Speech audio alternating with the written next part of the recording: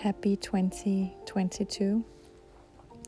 I started this year by working on my sweater. This is a sweater by Midori Hirose that I actually began in 2020. And I knit part of the yoke and then completely lost the rest of the yarn. I didn't know where the yarn was, and so for that reason the sweater had been in just hiatus for quite a long time because I didn't know where the yarn was.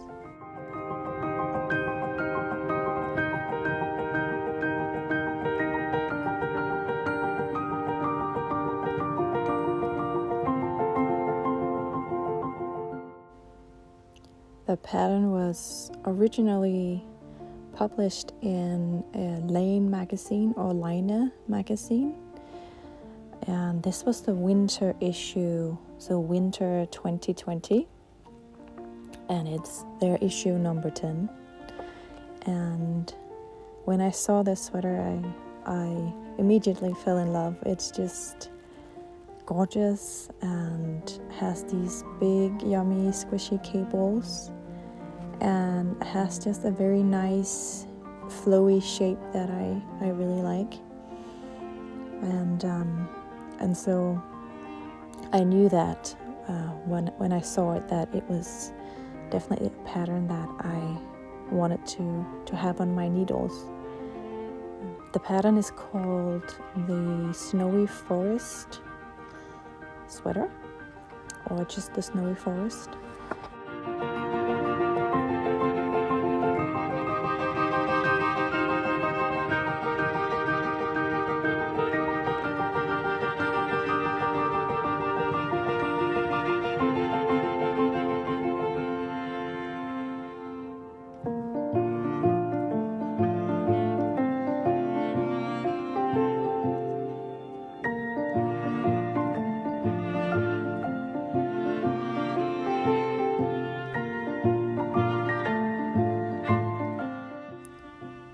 So as I found the yarn, I decided that I wanted to take you along for the rest of the sweater.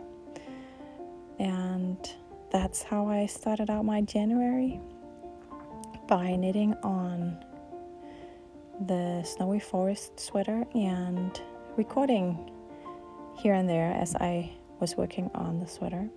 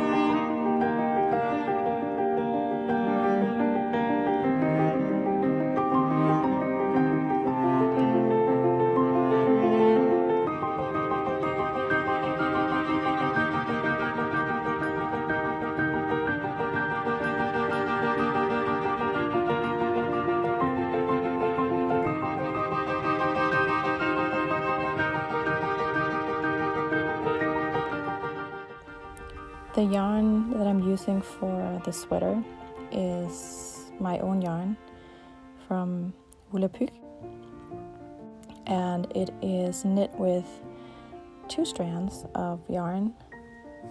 One strand is the one that you see right here, which is a DK weight organic merino in a one-of-a-kind colorway, and the other strand is a silk mohair, also in a one-of-a-kind colorway.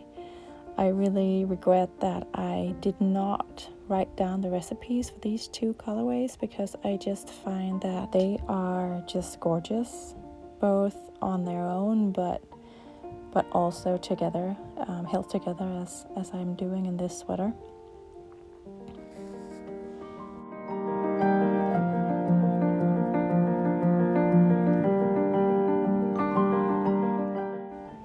This was my first time trying on the sweater, and while I really love the cables, I was a little unsure about the fit. I was thinking that maybe I would need to add a little bit of length to the body, but I also decided that I wanted to wait and see until I had blocked the finished sweater to see whether or not it would need that just a few extra centimeters for the body, or if a blocking would do that the fabric would grow a little and then have the right length for me. So I decided to bind off for the body and continue with the sleeves.